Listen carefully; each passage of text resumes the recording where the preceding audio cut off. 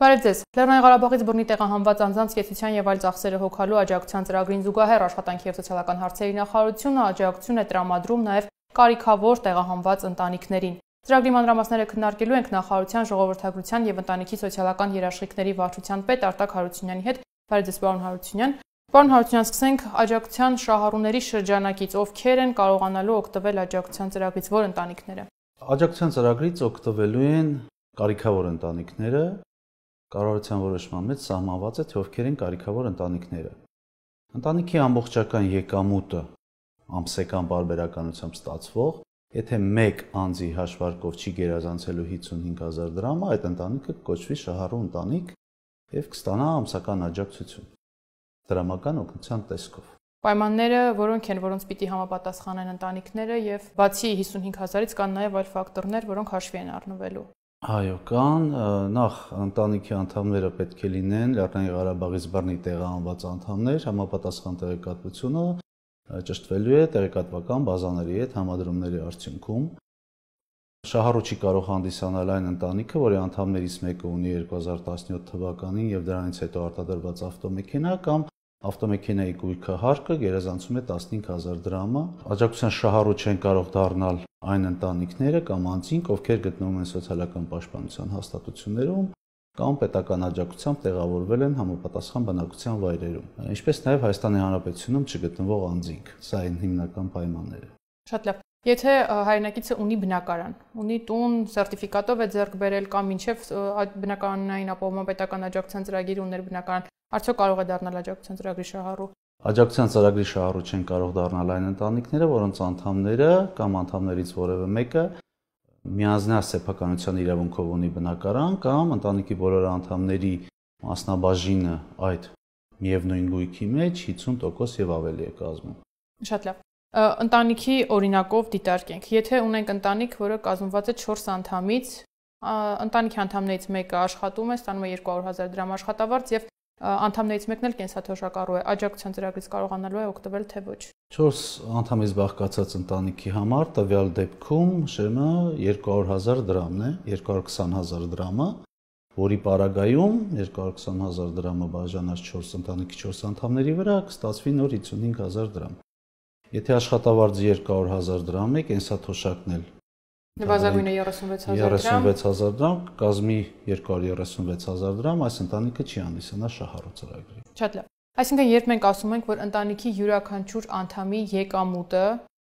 չպետք է գերազանցի 55,000 դրամը, որպեսզի կարողանան օգտվել աջակցության ծրագրից, 55,000-ի մեջ մտնում է նաև ընտանիքին նշանակվող կենսաթոշակ, նպաստ եւ այլ աջակցության տեսակներ։ Ուրեմն ընտանիքի անդամների եկամուտները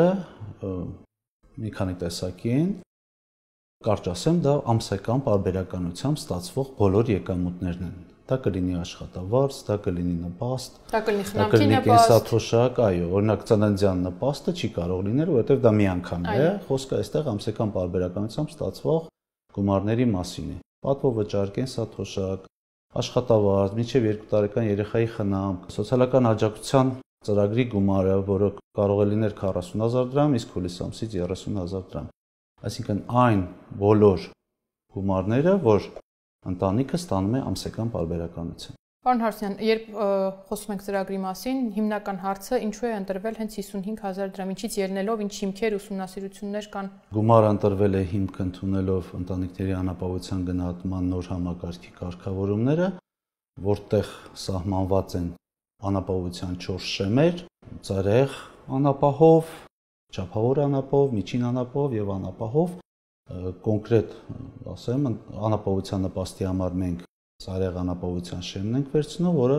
նվազագույն պարենային զամբյուղի արժեքն է 34,581 դրամ։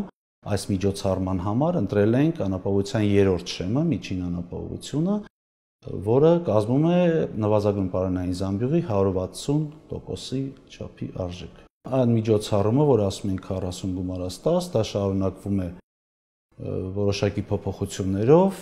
հունվարից մարտ ամիսը 50,000 դրամ, հետո հատուկ առանձին խմբերի անձանց համար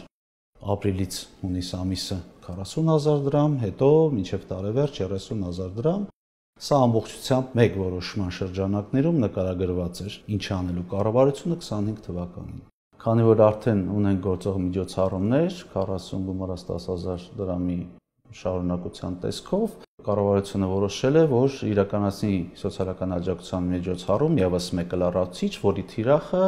կարիքավոր ընտանիքներն են։ Այսինքն մենք հիմա շեշտը դնում ենք նրա վրա, որ աջակցություն կտրամադրենք կարիքավոր, այսպես ասած, ցածր եկամուտներ ունեցող ընտանիքներին, որոնք ինչ-ինչ հանգամանքների ձեռներով հնարավոր է որ չկարողանային շարունակեին, ասենք, բնակվարձի կամ իրենց կեցության ծախսերը հոգալու հարցը։ Շատ է։ Պարոն Հարությունյան, ամփոփելով, այսինքն նախկինում իրականացված աջակցության ծրագրի դեպքում ընտանիքը կարող էր ունենալ տուն, կարող էր ունենալ կայուն ֆինանսական եկամուտներ եւ բոլորը ստանում էին համահավասար եղանակով աջակցություն։ Նոր ծրագիրը թիրախավորել է հենց այն ընտանիքներին, ովքեր որ ունեն ցածր եկամուտներ եւ ունեն հրատապ սոցիալական աջակցության անհրաժեշտություն։ Այո, շեշտը դրել են կարիքավորության հիման վրա, չնայած այն հանգամանքին, որ նախկին միջոցառումները, այսինքն ոչ թե նախկին արդեն գործող 40 գումարած 10-ը նույնպես ունեին իրենց չափորոշիչները, կոնկրետ բնակարանի դեպքում ունեին 20 քառակուսի մետրից ավելի կամ պակաս ունենալու չափորոշիչներ։ Աջակցության ծրագրին դիմելու համար արդեն կարող են դիմումներ ներկայացնել հայրենակիցները, թե ոչ։ Աջակցության ծրագրից օգտվելու համար դիմումների հարթակը բաց կլինի ապրիլի 22-ից։ Այն ընտանիքները, ովքեր չեն հասցնի ապրիլ ամսվա ընթացքում դիմել եւ կդիմեն մայիս ամսվա ընթացքում, կոնկրետ այդ ընտանիքների դեպքում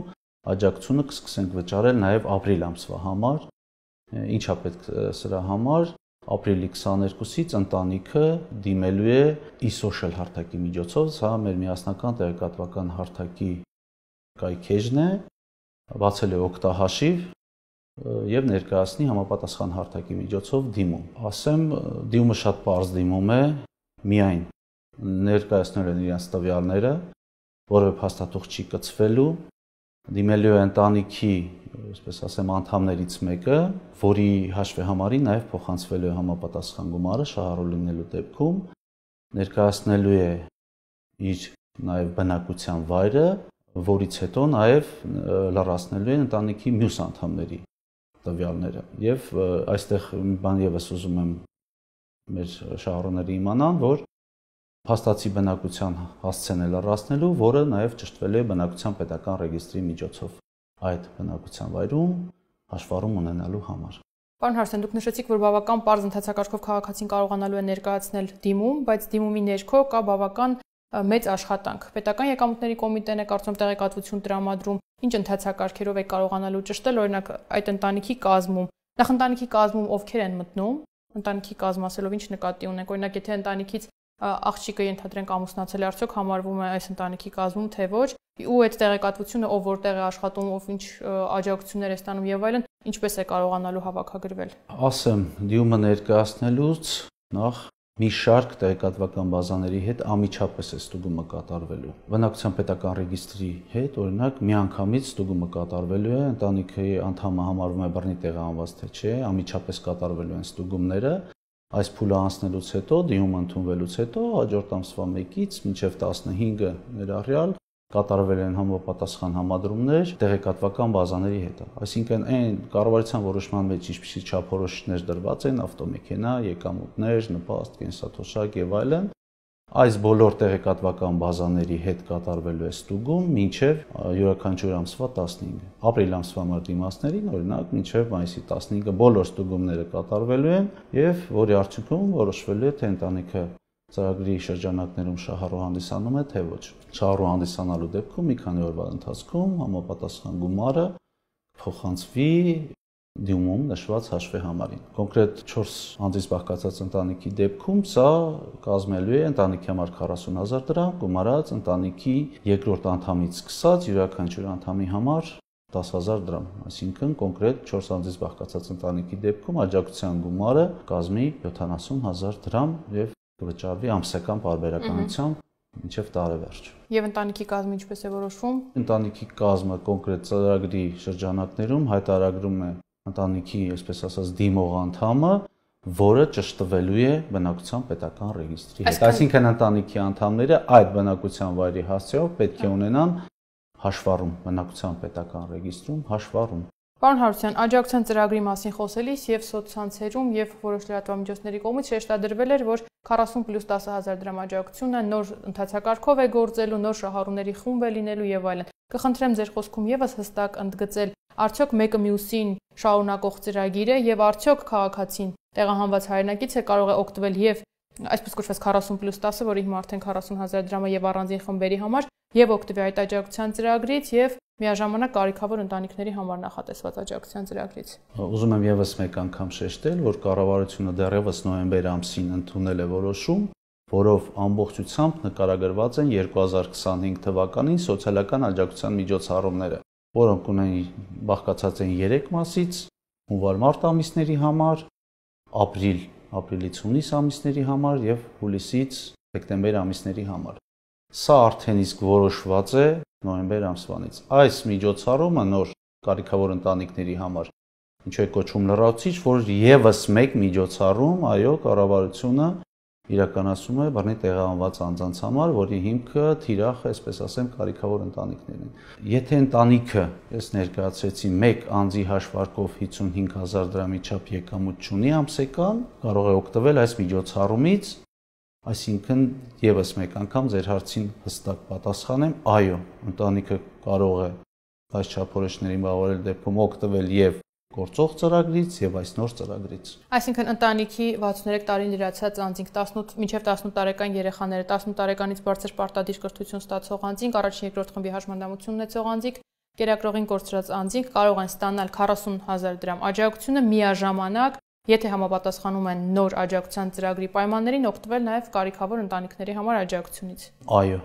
Շատ լավ։ Պարոն Հարությունյան, երբ խոսում ենք նշած աջակցությունից 40,000 դրամ, կխնդրեմ այս հարցին եւս անդրադառնալ, արդյոք սա եւս համարվելու է եկամուտ։ Ամսական պարբերականությամբ ստացվող ցանկացած եկամուտ դիտարկվում է եկամուտ։ Այդ թվում նաեւ 40 գումարած 10 կամ 40,000, 30,000 դրամ սոցիալական աջակցության միջոցառման համար ստացվող գումարը։ Պարոն Հարությունյան, արդյոք աջակցության ծրագիրը նախատեսված է միայն 2023 թվականին տեղահանված հայրենակիցների համար։ Աջակցությունը նախատեսված է Լեռնային Ղարաբաղից բռնի տեղահանված անձանց համար, այստեղ չկա տարբերակում 2023 թվականին, թե 2020 թվականից հետո։ Տեսեք 40 գումարած 10 ծրագրի դեպքում շահառու հանդիսանում էին այն անձինք, ովքեր ում տվյալները կային 100,000 դրամ միանվագ աջակցություն ստացող անձանց ցուցակներում կամ օպերատիվ շտաբի։ Այստեղ եւս մեկ ցուցակ ավելացել է միգրացիա եւ քաղաքացիական ծառայության ցուցակները, այսինքն ընտանիքի տվյալ անդամի տվյալները միանգամից ստուգվելու են այդ 3 տեղեկատվական շտեմարաններում առկա տվյալների հետ։ Պարոն Հարությունյան, վերջում եւս մեկ անգամ կխնդրեմ հիշեցնեք երբանից ու ինչ ընթացակարգով ենք ընդունելու դիմումները եւ ամփոփենք։ Դիմումները ընդունելու ենք ապրիլի 22-ից, դիմումները on-line են օգտահաշիվ բացելու միջոցով, մեր շահառուները եթե կունենան խնդիրներ, ցանկացած պահի կարող են դիմել միասնական սոցիալական ծառայության ցանկացած տարածքային կենտրոն բարձրաբանումներ ստանալու համար։ Շնորհակալություն։ Իսկ մենք այսքանն ենք նախատեսել այսօրվա համար, կհանդիպենք հաջողություն։